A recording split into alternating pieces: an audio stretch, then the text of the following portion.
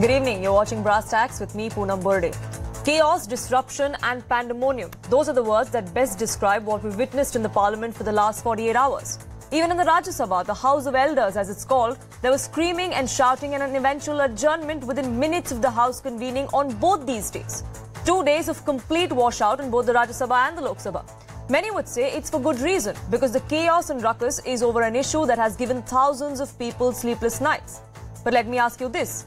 Is it good reason if there isn't any logical conclusion? I say that because while we have the entire country demanding justice for 3 women who were paraded naked in Manipur, unfortunately there is no debate or discussion in the parliament.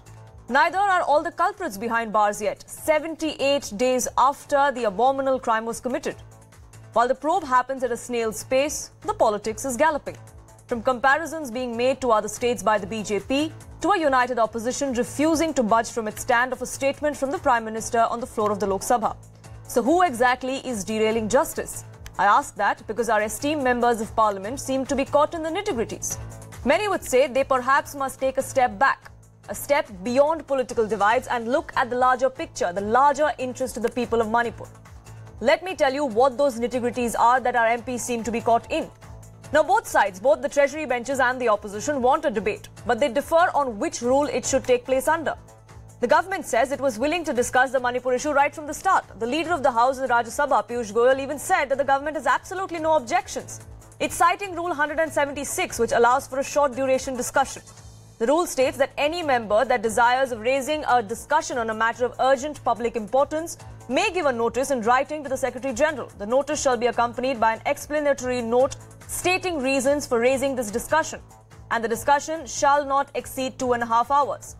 That particular condition of 2.5 hours is what is not acceptable to the opposition, which is why they are citing Rule 267, under which a Rajya Sabha member of Parliament has special powers. They have a power to suspend the pre-decided agenda of the House with the approval of the Rajya Sabha chairman. The opposition says all other business needs to be suspended and this issue needs to be taken up with urgency under Rule 267 because it allows for longer discussions and not limited to just 2.5 hours. So who's holding the parliament to ransom? Who is responsible for the washout that we've seen for the last 2 days? Before we delve into that, take a look at how the Manipur issue has shocked the parliament.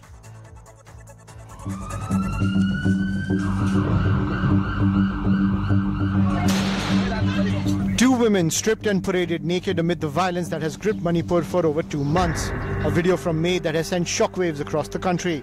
25 men are seen brutalizing these women and 4 suspects are in custody. The Chief Minister has promised swift action, saying no guilty will be spared. जो गुनहगार है उसको कड़ा से करे सजा दे और इसको एक्शन ले ले legally. There is no end to the anger on the streets, with the homes of 2 suspects torched. But the reverberations were also felt in Parliament, which saw a stormy session on day 2. मैं स्पष्ट रूप से यह आरोप लगाना चाहता हूं अध्यक्ष महोदय कि सचमुच यह प्रतिपक्ष मणिपुर की घटना को लेकर जितना गंभीर होना चाहिए वो गंभीर नहीं है. It is a serious issue as it is, a sensitive issue as it is, that Manipur was going through and all communities were suffering. And I'm sure no effort will be left unaddressed in getting these people punished. The BJP has made it clear that it is ready for a debate on Manipur, but newfound unity in the opposition camp has taken a direct shot at the Prime Minister, calling for the Manipur Chief Minister's resignation. Manipur में 2 महीनों से पूरा प्रदेश जल रहा है.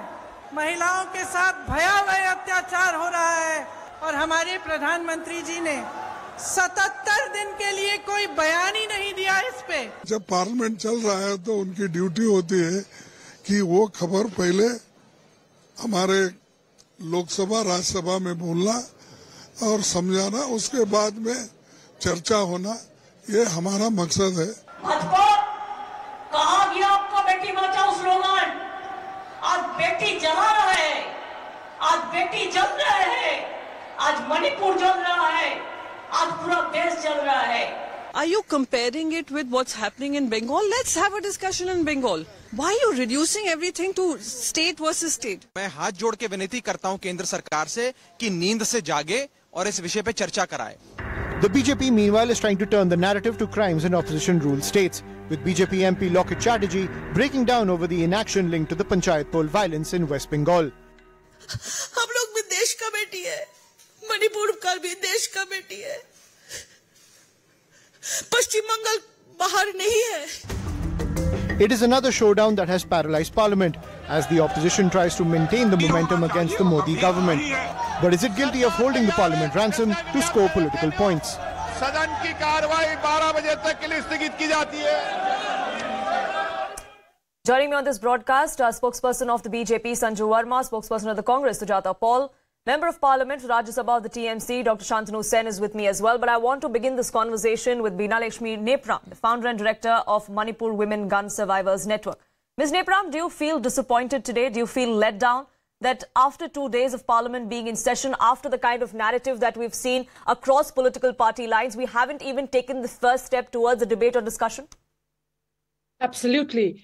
This inability of different political parties in our country is a complete letdown in spite of more than 48 hours since the viral videos really shocked the conscience of each and everyone in this country. It's a shame that the different political parties in the world's largest democracy have failed to discuss this issue.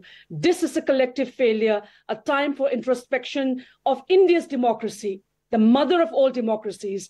This is a greatest blot, and we have been telling time and again from Manipur for so many years, asking people in New Delhi and other policymakers to look into what is happening. So the first thing is that this is not portraying this as a thing between two ethnic groups. This is an assault on the whole country. It is not an assault on our two sisters, what happened. This is an assault on the body politic of our country. It's an assault on the democracy of our country. And this is also very complicated because Manipur is a border state. When we fight within each other, within Manipur and within India, ask yourself who benefits. This is Manipur and northeast of India share borders with 5 countries, China, Myanmar, Bangladesh, Nepal, and Bhutan. If we do not get our acts together, we will be failing collectively as a country to protect Manipur and protect the nation. So it's a very critical time, and it is important that the men and those in politics stop playing politics over women's bodies. Happened in Tanjung Roma. It happened with our 2 sisters and several others unreported cases right now. There are several cases of rape and sexual assault on women in Manipur and across the northeast of India for a long, long time and across the country. Rape happens every 22 minutes. But the men, the people of our country must stop playing. Women are not in decision-making, politically, economically, and socially. This is one, in fact, India's women in workforce has reduced to 19%. We are regressing as a gender-inclusive nation. As a result, what you're seeing in Manipur is a manifestation of very long, wrong politics where men with guns, drugs, and political power have played with our lives. It is a very critical time in the 75th year of India's independence that we need to collectively respond as Manipuris, as fellow Indians, that we need to introspect 75 years of where we have gone wrong. Can you imagine that the history of 45 million citizens in northeast of India is still in the textbooks of our country? If you do not understand us, how dare you even make policies on us? As a result, these negative policies have resulted in collective failure in which New Delhi is complicit in connecting with men who are criminals to be in our politics. We have criminals, drug warlords sitting in our as members of the Legislative Assembly. As long as criminals are in our democracy, as long as our votes are purchased, we will never be able to get peace in Manipur. And the women and the children and the young girls, we will never be safe unless women are in decision-making, that we are able to collectively fight this together. And yes, the issue of Manipur is a complex one, but this is not complex. And Sanju Verma, I want to get you in as well on this. This issue is simply about what's happening in Manipur for the last 3 months, the inaction that has happened for over 78 days in this one particular case. Is it not time for us to keep our political ideologies, our political divides aside and stand together as a country within the temple of democracy, which is the parliament, and have a discussion on this? You know, Poonam, I was on air yesterday with you, and I reinforce what I said yesterday, that the perpetrators should not be spared. There should be no ifs or buts whatsoever, because what we saw happening to those two Kuki women, it is deplorable to say the least, and cutting across political affiliations. I'm the national spokesperson of the BJP. At the same time, I'm an empowered, thinking Indian, an empowered, thinking woman. But I think, Beena Lakshmi made a very interesting point, and I just have this to say, because, while we condemn, and I'm sure the state government will do the needful in terms of bringing the perpetrators to justice, I think this is a problem that has been simmering for the last many decades. While Manipur came into existence on the 21st of January 1972, please note that for the longest time under the Congress, there was bloodshed, insurgency. Let's not forget to acknowledge the fact that since the BJP came to power in Manipur in 2017, in the last 6 odd years, things have taken a turn for the better, barring the last 3 months, of course. For instance, under the Congress-led UPA between 2004 and 2014, 772 civilians died. That number has come down by more than 6 times in the last 6 years. While every life is valuable, the number of civilian deaths has come down to 122. The number of Jawans killed under the Congress-led UPA from 2004 to 2014 was 219. That number today under the Modi government, and under Biren Singh, in Manipur, that number stands whittled down to 71. The number of insurgency-related incidents, Poonam, insurgency-related incidents during 2004 to 2014 under the Congress were 4,763 incidents of insurgency. That number today is down to 1,600 under the double-engine Modi Sarkar, which is almost a 3 times reduction. So while they will bring the perpetrators to justice, has the Modi government done enough? It has done enough and needs to do more. Let's not forget that after a long period of bloodshed, finally in the last 6 years, there has been a semblance of peace and calm. And I will just say this, another very important point which Beena Lakshmi made, I think the most important thing has been that the Modi government has mainstreamed the Northeast. Do you know, Poonam, before coming on your show, I did some homework. The Northeast, Assam got its first broad gauge railway line only as recently as 2016. Tripura got its first broad gauge railway line in 2017. Sure. Manipur got its first broad gauge railway line. Sure, Sanjay Verma, nobody is questioning, or even the subject of the debate today is not about the development or mainstreaming of the Northeast. We're talking about one specific state, the issue that plagues that particular state, especially in the last 3 months. Beena Lakshmi, Pram, you wanted to make a counter. Go ahead. Absolutely.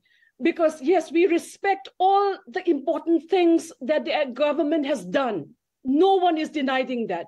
But, please understand that the way in which Manipur has been plunged into the darkest moment in our history, Kukis and Meiteis never fought with each other. How come the government of the state and the center must now answer? Ask the National Security Advisor. Ask the Prime Minister. He kept quiet for 76 days. So for us, for the people of Manipur, 3.3 million people, you are pitting sisters against sisters, brothers against sisters, mothers against mothers. Pitting anyone. What kind of politics is this? What kind of politics is this? I am not with any political party, neither do I want to intend to. I love India's democracy, but the democracy, the electoral democracy, has destroyed our lives. We are appealing as Manipuris to all political parties in the country, stop your tutu meme, because it asks Thangjo Manorama's lives, the lives of our Kuki-Zo sisters, the Hanjaubi, so many cases, Naga women, Kuki women, Meitei women have been repeatedly raped over the past 4 or 5 decades. So please stop playing politics over our lives. Absolutely, because governments come and go, governments change in the state and at the center, but unfortunately the situation for the people on ground in Manipur is not changing. And the anger that Beena Lakshmi Nepram, the frustration that she comes with on this debate is not her alone. It's that of the entire state, and the least we can do, especially in the light of what's happened in the last 48 hours, is hold a civil discussion on this issue in the parliament. And I want to get in a member of parliament who joins us on this broadcast, Dr. Shantanu Sen. We've seen the kind of commotion that has happened in both houses of parliament, both in the Lok Sabha and the Rajya Sabha. Now, the nitty-gritties is what seems to be the sticking point between the Treasury benches and the opposition. But can we not have a discussion under Rule 176? That is something that talks about an issue that is of urgent public importance. Is this not an issue of urgent public importance? Why then get into the nitty-gritties of which rule to follow, which rule to look into while this discussion happens? Why not begin that discussion in the first place? If you see the chronology of events that are taking place in the parliament in last few years, you will very well understand that the Treasury bench is always running away from discussion, whatever might be the issue is. Our leader of Rajya Sabha, Derek O'Brien, he has raised 267. Unfortunately, in the last few years, there was hardly any 267 that is matter of urgent importance was allowed to be discussed by the chair. The fact is, the ruling BJP party, they don't have any answer to this question. You have seen that our learned Prime Minister, who happens to be the publicity master instead of Prime Minister, I take strong objection to your stupid language against the Prime Minister. Let's keep this civil. Let's not heckle each other. Sanju Verma, I'll come back to you. I'll give you your time to respond. I will not allow him to use this kind of language for the Prime Minister. I have seen. Also, Dr. Sen, I want to make this clear to the viewers who are watching this debate as well. The government has made it very clear that they're open to having discussions. They've said this from even before the session began. Which is why when I asked you the question, I spoke about the nitty-gritties that we're getting into. There's one rule that the opposition wants a discussion under. There's one rule that the government wants a discussion under. But why talk about those rules? Why can't just have the discussion? Madam Ankar, I am not here to please you. If you are not ready to listen to anything which is against the Prime Minister of India, I didn't say that. I didn't say that, Dr. Sen. That was Sanju Verma. You are asking me some question and you are interfering repeatedly. Then why do you invite the representative of Trinamool Congress? You can have a monologue with BJP representative. Absolutely not. I wasn't. In fact, I asked Sanju Verma to not interrupt and give you your time. But go ahead. My question was about the rules. Go ahead. If you ask some question, you should have the patience to listen to the panelists. Sure, Dr. Sen, go ahead. You cannot act being one-sided. Absolutely. I'm not trying to be, sir. Go ahead. Our Prime Minister was silent for 78 days. You tell me what type of step has been taken by the BJP double-engine government. You tell me what has been done by this BJP government. Instead of that, they are trying to clarify the event. Our BJP panelist, she is talking about the development. If this is the symbol of development in a double-engine run Sarkar, then this Sarkar must not continue for a single second in future. And that's why people of India, they have made up their mind to Sanju Verma, please, let him have his time. Let him finish. I'll come back to you. Dr. Sen, go ahead.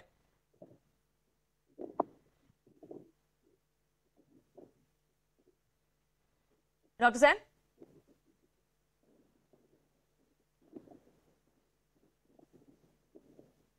I believe we have some issues with that line, but Dr. Sen was trying to make a point here as far as the debate and discussion on this particular issue goes. And the silence of the Prime Minister is something that many within the opposition have raised. The Prime Minister spoke just a few minutes before the Parliament session began yesterday, but why has he not spoken for the last 3 months is a question that many within the opposition have raised. The Prime Minister's statement on the floor of the House is also something that the opposition is adamant on. That is a demand that Sujata Paul, the opposition, including the Congress, has been making. That we will not let this forward as far as before the Prime Minister comes and make a statement.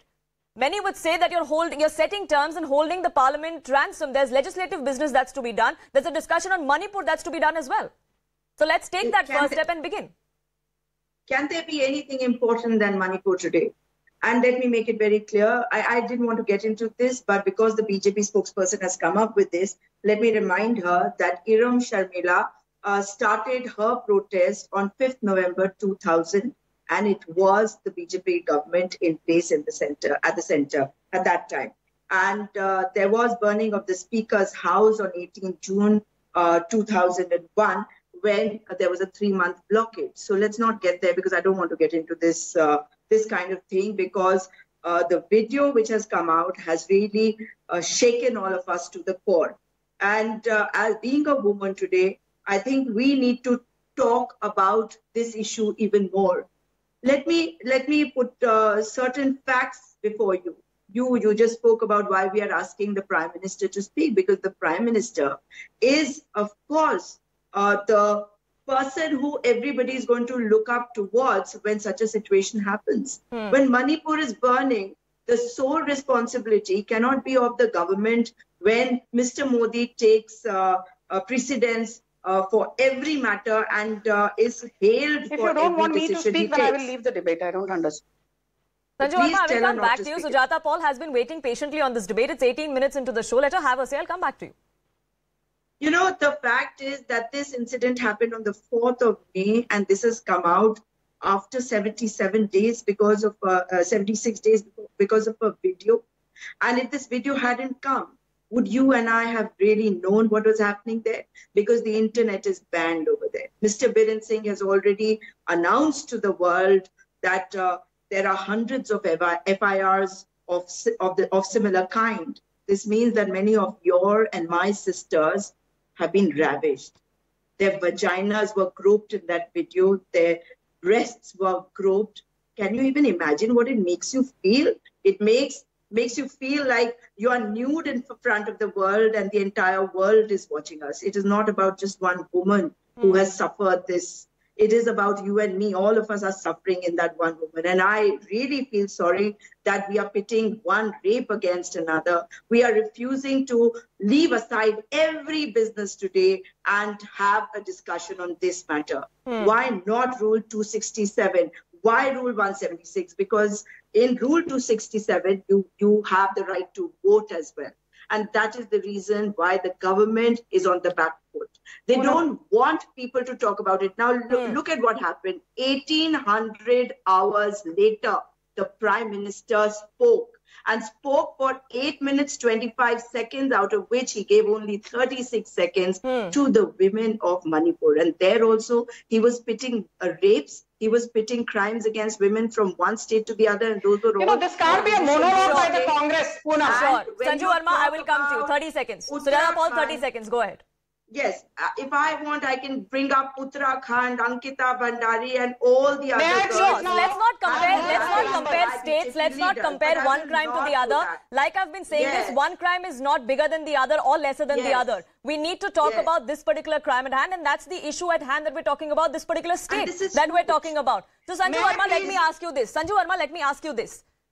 Now we've seen 2 days of no discussion that have happened. There is a weekend in between. Monday, both houses resume. Perhaps there could be an olive branch, perhaps there could be a peace offering, so to say, and the government makes the initiative, say, let's set a date and time and we'll discuss this. That confidence building measure, not just for the opposition or for the members of parliament, but also perhaps for the people of the state of Manipur who want their elected representatives sit and listen to their issues being spoken of. You know, Poonam, that's a very interesting question, and I will just say that, not only extending an olive branch, but I think the government will go the extra mile. And I say this today with a lot of responsibility, because cutting across the tu-tu-meh and the, riff-raff of a heated debate on national television, the important point is that we heal the Kukis, we heal the Maitis, we heal the Naga tribes, we heal Manipur's citizenry. But equally, if there are allegations that have been made against the BJP, this is not about one rape versus another, one state versus another. But I will not hold back prisoners on one count, and that is when it comes to Rahul Gandhi, who talks about mohabbat ki dukaan, when it comes to Priyanka Vadra, who says ladki hu lad sakti hu. So Rahul Gandhi, just last week in Karoli, a young woman was gang raped, acid thrown on her face, she was mutilated, and her body was dumped in a deserted well. Has Rahul Gandhi tweeted? He otherwise tweets on everything under the sun. There was a horrific Alwar gang rape last year. Rahul, Priyanka Vadra and Sonia Gandhi were celebrating Sonia's 76th birthday. Ranthambore National Park and Alwar are only 224 kilometers apart. Why could Priyanka Vadra not visit the Alwar gang rape victim? Have you once bothered to ask for the resignation of Ashok Gehlot? No. Just few days back, a family of 4 was burned to death, including a 4-month-old infant. Has Priyanka Vadra tweeted about it? Has Rahul Gandhi, who keeps giving the naras mohabbat ki dukaan, even shed crocodile tears for this family of 4 who was murdered and then burnt alive? Or have you spoken about that young girl, Poonam, in Jodhpur? She was forced gang raped in front of her boyfriend on a college campus and then dragged to an open field and gang raped again. And police refused to file a complaint. So BJP will do what it needs to do, but we don't need lessons in political probity and morality from a completely debilitated Congress. And as far the TMC is concerned, I remember Mr. Shantanu Sen or Mamata Banerjee last year saying after the Hansakhali gang rape, where the 14-year-old was raped by her TMC councillor's son, she said this is not a rape. It is a love affair gone wrong. Maybe the girl was pregnant, so she concocted a story. Will Mamata Banerjee resign as the chief minister and also as the home minister of West Bengal? She has failed miserably. Sure. We are talking about Manipur. Miserably. Sure. Veena Lakshmi Nebram, I understand. We're talking about Manipur, but unfortunately the narrative, the conversation eventually turns to other states, to other crimes. But I want to get in, I want to get in Dr. Shantanu Sen as well, because the issue of Bengal also has come up. That's also something that the BJP has been speaking of in the last few hours, in the last 24 hours, of several such cases like we've seen in Manipur coming up in Bengal as well, which is why the TMC doesn't have any moral responsibility or moral high ground, says the BJP. Dr. Shantanu Sen, how do you respond to those allegations? If you go through the report given by National Crime Record Bureau for the last 3 consecutive years, you will see that this condition is perhaps worst in the BJP ruled states. Assault on women, child trafficking, women trafficking, all of these incidents are much higher in the BJP ruled states like Uttar Pradesh, like Madhya Pradesh, like Gujarat. BJP talks about Beti Bachao, Beti Padhao, and our learned Prime Minister, he spends 80% of the total budget of this scheme for his own publicity. Few days back, we have seen in Madhya Pradesh, BJP leader and his son. They have raped one girl who was below 18 years. Few days back, we heard of an incident in Gujarat that the son of one BJP leader molested a 21-year-old girl. If you go through the incidents of Uttras, Hathras, Balarampur, Unnao in Uttar Pradesh, the main problem is BJP has become a shameless party. They are anti-women in You should be ashamed of yourself. They hardly have any respect. That's More why than 75 people have died in the Panchayat poll violence. Bilkis Banu got bail. Talk about Shah Banu. In the morning, talk about Shah Banu. The national flag was hoisted by our Prime Minister, and in the evening, the rapists were released from jail. No, that is a lie. Poonam, that is a lie. I need to rebut. That's a big lie. That's a big lie. Allegations are flying thick and fast. 30 seconds, Sanju Verma, for that rebuttal. Sujata Paul, I'll come to you. Dr. Shantanu Sen, you know, you keep taking the Prime Minister's name. I want to ask you one thing. Forget the Kolkata High Court. Even the Supreme Court on the 20th of June 2023, just before the Panchayat poll elections were to start, said that the license to hold polls is not a license to violence, and you fail to inspire confidence. This is the castigation of Mamata Banerjee and the TMC dispensation by the Kolkata High Court and the Supreme Court, no less. And I just want to tell Shantanu Sen one thing. You know, he keeps saying BJP is this, BJP is that. Tell me one thing. Shambhu Das, Dilip Mahara, Deepak Samanta, Abhijit Sarkar, Manish Shukla, these are BJP karyakartas who were hanged or burnt alive. The CBI probe is going on much against the wishes of the TMC, and the Kolkata High Court has repeatedly told Mamata Banerjee, if you cannot maintain law and order, then just say so. Are you saying Kolkata High Court is a handmaiden of the Modi government? Are you saying Supreme Court is a handmaiden of the Modi government? The Mamata Banerjee dispensation has failed. Sanju Verma, these allegations have been flying thick and fast between the TMC and the BJP as far as post-poll violence goes. Like you mentioned yourself, the courts have also intervened on multiple occasions. But let's come back to the subject at hand. And that's about this particular crime that has come to the fore from Manipur, the video that we've been talking about for the last 48 hours, and the situation in the state that has happened over the last 3 months or so. Sujata Paul, go ahead. You had a point to make. Yes. You know, there are things that need to be looked. Let me come in.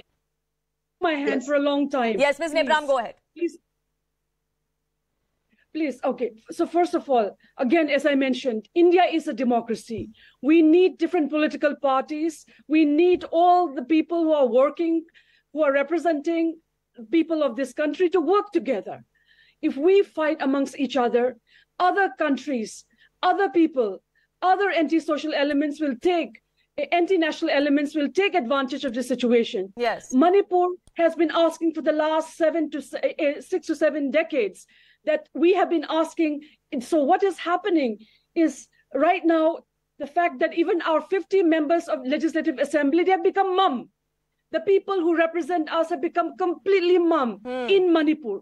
They have failed to represent us. That is number one. Number two, what we have to focus on is what are the next steps. Politics will remain, but we want India's democracy to be the most robust democracy in the world. By fighting like this, it is not going to work. We, the people of Manipur, are beseeching at this very critical time of this pain that we have seen with this video, as well as so many cases of violence which has happened currently. Lots of beheadings have happened, killings have happened.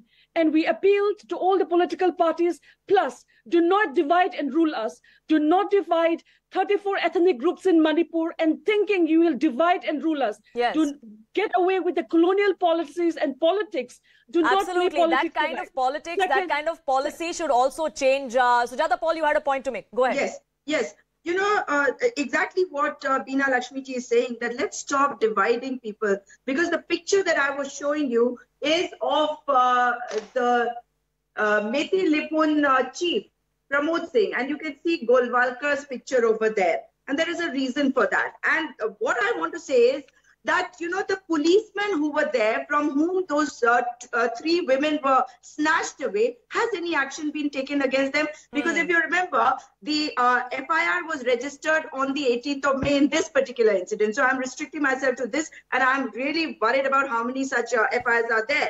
But has any action been taken against those policemen? Those guys were policemen, and they would have easily identified, 50, 60, 70 of those people in the crowd. If there was a crowd of 800 to 1,000, why has that not happened? Only when the video came out is it that one person was arrested. Now they're saying that 3 others have been arrested. Most importantly, when the Home Minister went there, that means he has failed. After that, he didn't get to know. The Chief Minister says that he doesn't know. Shoot at sight orders are issued to the governor, not to the Chief Minister. So the centre has no faith in him, that means. And the last point is, where is the National Security Advisor? We are talking about a border state. And if they don't have inputs on a matter like this or matters like this, it is showing that we are, presenting ourselves to greater problems from outside. Like Beena Lakshmi Nepram was also pointing out that we are leaving room for elements to fish in troubled waters where they shouldn't be given any room. There shouldn't be any elbow room as far as border states like Manipur are concerned. But Sanju Verma, yes, go ahead. Yes. Thank you. Poonam, I started this debate by saying that beyond the heinous crime, this is a debate about, conflict of interest between the Kukis and the Maitis. This is a problem that is associated with an ethno-religious conflict. This is a debate. I did not disturb you. Shut up. Sanju Verma, let's be civil. But I also want to, yes, I want to. But Sanju Verma, I also want to. Yes, Sanju Verma, I also want to make it a point to say this, that yes, those fault lines between the 2 ethnic communities has been a long-standing one, but this particular crime is not a complicated dynamic like that issue. This crime is that of a crime. But yes, Sanju Verma, go ahead. Thank you. Poonam, let us be very clear that while this crime needs to be condemned, I have to say this, that for a long time, the problems in Northeast have been simmering because of these reasons, and in 20 seconds I'll tell you. The 1985 Assam Accord signed by whom? Rajiv Gandhi. The 1986 Mizo Accord signed by whom? Rajiv Gandhi. The 1988 Tripura Accord signed by whom? Rajiv Gandhi. The 1993 Bodo Accord signed by whom? By Congress's then Prime Minister Narasimha Rao. All these accords were aimed at giving rights to the indigenous communities, be it in Assam, Mizoram, Tripura. You will be allowed to Rajiv Gandhi failed. Rajiv Gandhi failed. You failed to give rights like I said sometime back in this debate, and I'm sure Veeralakshmi Nepram will back me on this. Governments have come and gone, parties have changed both at the centre and the state, but unfortunately not much has changed on ground. I am running out of time, which is why I want to leave it at this. But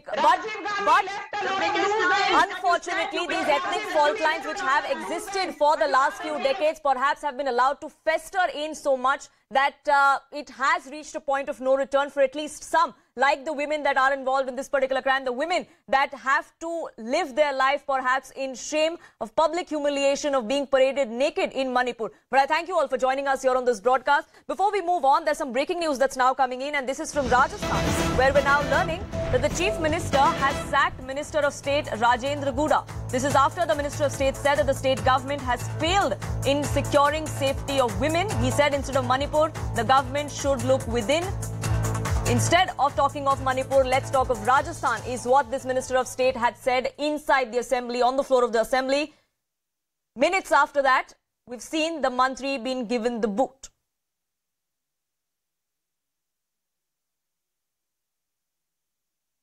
ये स्वीकार किया जाना चाहिए। सच्चाई है कि हम महिलाओं की सुरक्षा में असफल हो गए और ये राजस्थान में जिस तरीके से अत्याचार बढ़े हैं महिलाओं के ऊपर, मणिपुर के बजाय हमें अपने गिरेबान में झांकना चाहिए। Pallavi, there was a leader within the Congress, a Minister of State no less, showing the mirror to the party. Minutes later, he gets the boot. This certainly has given a huge issue, I would say, for the BJP, and I think this could be that bad moment really for opposition, particularly for the Congress party, beginning Monday inside Parliament. Because now clearly we have been reporting on this, the opposition has been attacking the government on the Manipur issue, and now the question will be tossed back at them. Why is it that the minister who had tried to show a mirror, who actually admitted during the assembly, Rajasthan assembly session, which is going on, saying that while what happened in Manipur was terrible, but we also need to look at within. See, Rajasthan has been registering, and there have been reports of several incidents of abuse or crime against women, and this is a point which was referred to by many in the BJP, that while we admit that what had happened in Manipur was wrong, why is it that there is a complete silence by the opposition leaders when it comes to states which are ruled by them, whether it's Rajasthan, whether it's Chhattisgarh, or whether it's West Bengal? Not only will it give an ammunition to the BJP, it also makes it very difficult in an election year for the Congress party in Rajasthan, particularly since women empowerment, giving various stops, giving various reliefs to women, has become the calling card of the Gehlot administration. Absolutely. This comes just months ahead of elections in Rajasthan. Women's safety is going to be a key issue that is picked up. Is the Gehlot government going to be on the back foot? That we'll have to see. But for the moment, Pallavi, thank you so much.